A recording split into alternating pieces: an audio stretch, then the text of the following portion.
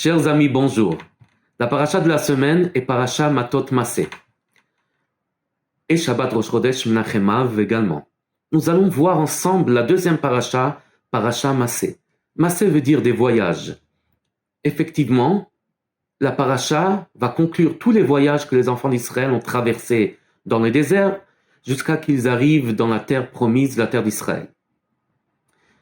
Nous avons encore un deuxième sujet dans la paracha. Quelques versets sont consacrés pour les filles de Tzlofrad.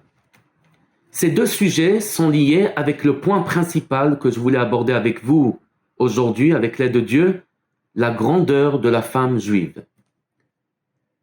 Si on voit l'image, l'histoire d'Israël, depuis les débuts de l'exil en Égypte jusqu'à la rentrée dans la terre d'Israël, on va voir au centre la femme juive. Pour comprendre cela, on va aller au tout début de l'exil en Égypte. Une petite fille au nom de Myriam vient voir son père, Amram, le maître de la génération à cette époque, et elle lui dit « Papa, tes décrets sont encore plus stricts que celles de Pharaon. Pharaon a interdit de faire vivre les garçons, toi, tu as interdit d'amener des garçons et des filles. » Son père écoute avec beaucoup d'intention son conseil pur, et ensuite il donne le feu vert aux enfants d'Israël de continuer d'amener des enfants dans le monde malgré le décret de Pharaon. Myriam ne va pas s'arrêter là, elle va continuer avec beaucoup de dévouement de sauver les enfants, les bébés nés, avec sa maman Yocheved. Parmi ces bébés, on va trouver son petit frère Moshe, qui est bien évidemment le fils de Yocheved et Amram. On n'avait pas seulement ces deux dames, des grandes dames à l'époque. Le traité Sota 11b nous dit que toutes les femmes juives à cette époque étaient des femmes vertueuses. Ils allaient avec beaucoup de sacrifices chercher de l'eau et des poissons, de l'eau pour laver les maris, du poisson pour leur donner à manger. Ils faisaient tout pour être joyeuses, pour donner de la joie et de l'amour aux maris, car ils étaient complètement cassés et brisés, ils n'avaient plus goût de vie. Et ces dames vertueuses, la Gemara Sota qu'on vient de citer, elle dit que grâce à cette grande dame, nous sommes sortis de l'exil d'Égypte. Nous avons aussi, ensuite, dans le désert, les femmes ont refusé de donner leurs bijoux pour participer à la faute du veau d'or. Et afin de rentrer à la fin de tous les voyages dans le désert, avant de rentrer dans la terre d'Israël, à cette époque, les hommes étaient complètement désespérés à cause de la mauvaise langue qu'ils ont amené les explorateurs. Et nos sages nous disent que les filles de Tzlofrad, qu'on connaît, qu'ils ont demandé seulement d'avoir un territoire en Israël parce qu'ils n'avaient pas de père et ni de frère, ils voulaient avoir un héritage comme tout le monde et Dieu a accepté. Mais nos sages nous disent que ce n'était pas seulement ça, l'histoire des enfants, des filles de Tzlofrad, l'histoire qu'ils ont fait quelque chose d'extraordinaire, qu'ils ont donné le courage, l'amour de la terre d'Israël. Quand les gens ils étaient désespérés de rentrer dans la terre d'Israël, ils ont demandé un héritage et en même temps, à la fois, ils ont donné un grand courage. Et comme le Talmud nous dit, qu'ils étaient des femmes justes, intelligentes et courageuses. De cela, déjà, on voit dans l'histoire, la grande histoire d'Israël, depuis la sortie d'Égypte jusqu'à la rentrée en Israël, que la femme juive est au centre. Maintenant, pourquoi parler des qualités de la femme? Très simplement, car dans le monde, pas toujours on a su valoriser comme il faut la femme. Mais je voulais bien préciser que la Torah divine, nous donne toujours la vérité. Elle a toujours valorisé la femme, et comme on voit ici que la femme a plus de qualités que l'homme. Et on va voir en la suite, est-ce que la femme est plus que l'homme ou que l'homme est plus que la femme? On va voir à la suite que non, les deux sont égales. Mais quand même, si on voit que la femme n'était pas assez respectée aujourd'hui, au Moyen-Âge et bien avant, tout cela provient seulement du côté physique de l'homme, des instincts animaux, mais pas du tout du spirituel et pas du tout de la Torah. Et même si on voit des fois, certaines fois, qu'on On pense aujourd'hui que la femme elle est honorée par certaines publicités. Certaines publicités ne donnent pas du tout l'honneur à la femme et des fois bien l'inverse. C'est pour cela qu'on va voir c'est quoi la valeur de la femme juive. Comme on l'a dit que l'homme et la femme sont égales, on le prouve de la Torah, au début de la Torah, dans le livre de la Genèse, il y a un verset qui dit, lorsque Dieu a créé l'homme, c'est écrit Zachar ou Nekeva bara otam vaikra shma madam. Traduction, masculin, féminin et féminin, il les a créés, et ensuite, vaikra shma madam, il les a appelés, il a appelé ce personnage masculin et féminin Adam, un seul nom, Adam. Adam. Maintenant, pourquoi il les a appelés un seul nom? Car au début, ils étaient attachés. C'était un personnage qui était masculin et féminin. Ensuite, Dieu les a divisés. Il les a divisés pour qu'ils deviennent encore plus forts, qu'ils se complètent par les différences. Mais à la base, ils sont égaux. D'ici, on apprend que l'homme et la femme sont égaux. C'est vrai qu'on va voir la suite. Et déjà, on l'a vu que la femme a plus de qualité que l'homme, mais on va voir aussi, au contraire, que l'homme a plus de qualité que la femme. Chacun a plus de qualité, il a des plus, mais ensemble, ils vont être une harmonie et ensemble, ça va être quelque chose d'un tableau magnifique quand chacun amène sa couleur. C'est pour cela que la Torah toujours a bien guidé les choses comme il faut, même que pas toujours dans le monde ont connu la valeur de la femme et les différences. C'est pour cela que c'est important connaître aussi les différences, comme on voit déjà un mot qui veut dire en hébreu, la Shana Kodesh, la langue sainte, chaque mot signifie quelque chose, chaque lettre signifie quelque chose.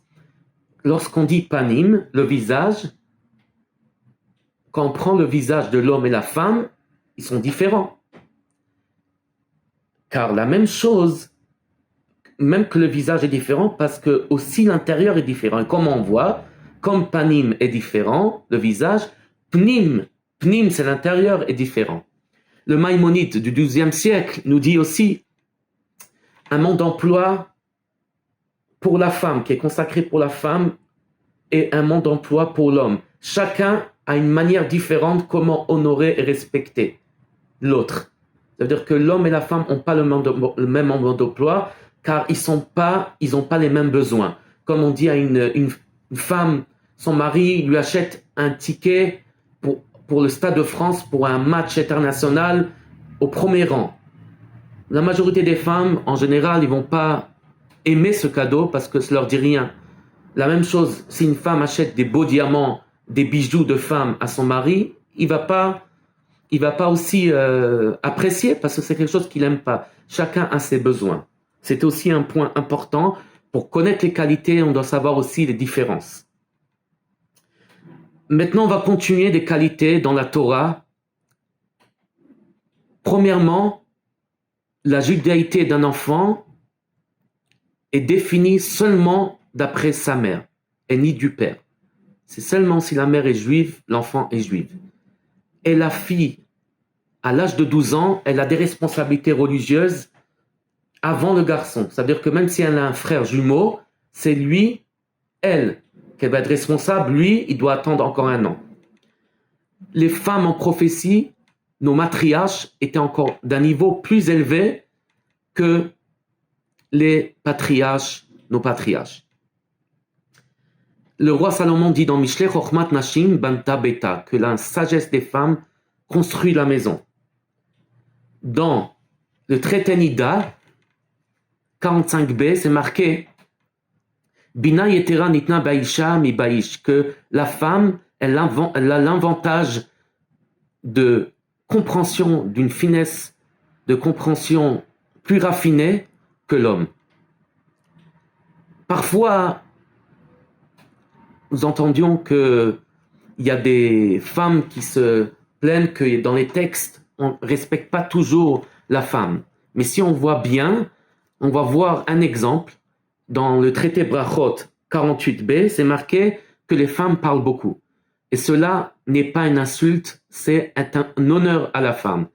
Et on peut le prouver aujourd'hui, déjà, par la science. La science aujourd'hui, il y a beaucoup de découvertes à propos de ça. Je citais un des professeurs qui parle de cette découverte, un célèbre psychologue britannique au nom de Simon Baron Cohen, il dit que le lobe gauche du cerveau de la femme est plus développé que l'homme. Pourquoi?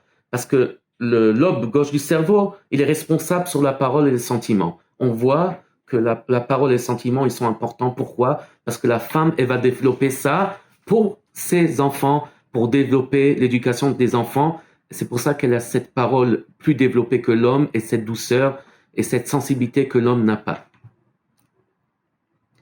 On voit aussi une découverte assez célèbre que les hommes entendent moins le pleur des bébés.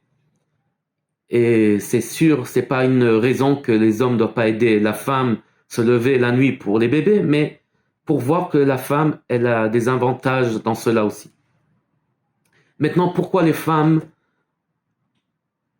ont moins de mitzvot assez shazman grama, les mitzvot qui dépendent du temps, ils sont pas obligés de faire.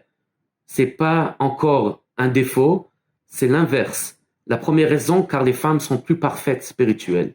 Les hommes ont besoin plus de mitzvot comme les tefillin pour calmer les pulsions. On voit dans la psychologie qu'on connaît que les hommes et les femmes sont différents dans les pulsions. Les hommes ont beaucoup plus de pulsions que les femmes et pour cela, ils ont plus de mitzvot. Et une deuxième raison, pour leur donner le temps de s'occuper comme il faut d'élever les enfants, de leur manière que l'homme ne peut pas remplacer, comme on vient de dire.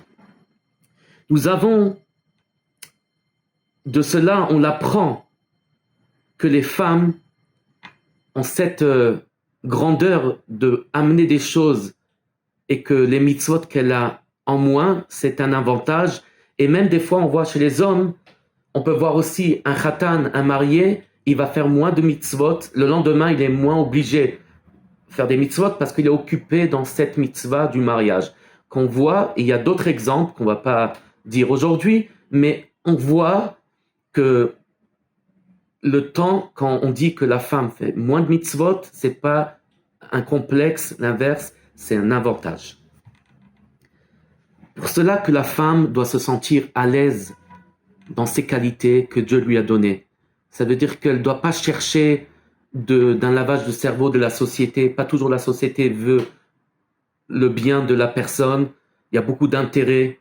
C'est pas toujours la vérité. C'est pour cela qu'on a la Torah divine qui nous donne quelque chose extraordinaire dans toutes les générations, même bien avant toutes les découvertes de la science. La Torah qui est divine, qui est un monde d'emploi, nous a donné exactement la qualité de la femme, qui a beaucoup plus de qualité que l'homme, mais l'homme aussi il a beaucoup de qualités. Et ensemble, ils font un très très joli tableau. Et en général,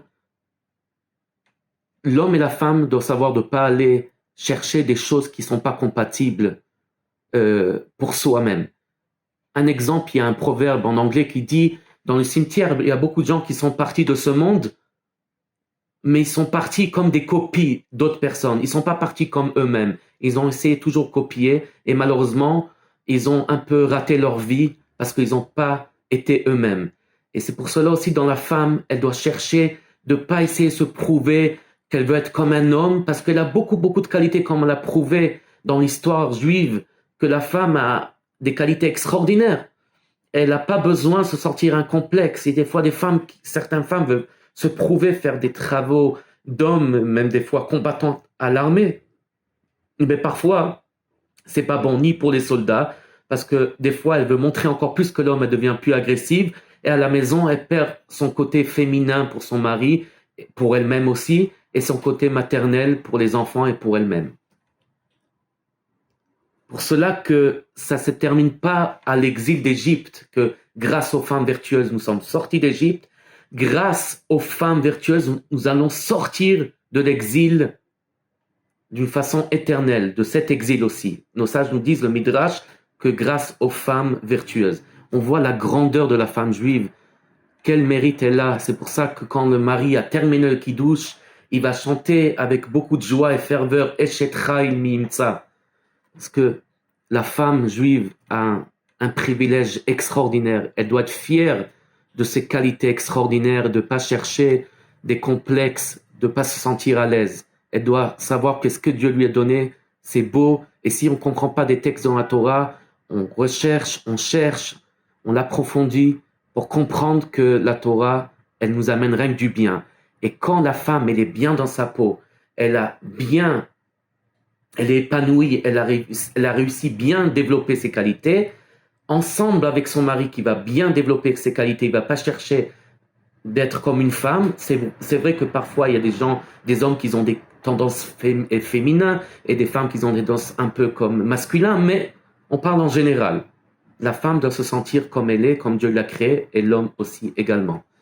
Et c'est vrai que j'enlève pas que les femmes ont beaucoup de connaissances et dans l'étude, ils peuvent arriver pas moins que les hommes, mais ça, tout cela, toujours savoir comme il faut le cadre et de ne pas être influencé par des choses qui sont fausses. Voir le vrai guide de la Torah. Et quand le couple, les deux, la femme, se complètent avec son homme, chacun amène ses qualités au maximum, ils peuvent construire un temple individuel et cela va amener à la construction du temple, le troisième temple à Jérusalem, que nous attendons tellement.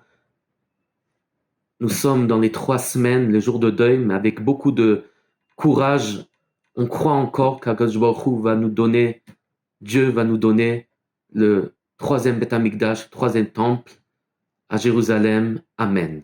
Merci. Shabbat Shalom et Chodesh Tov.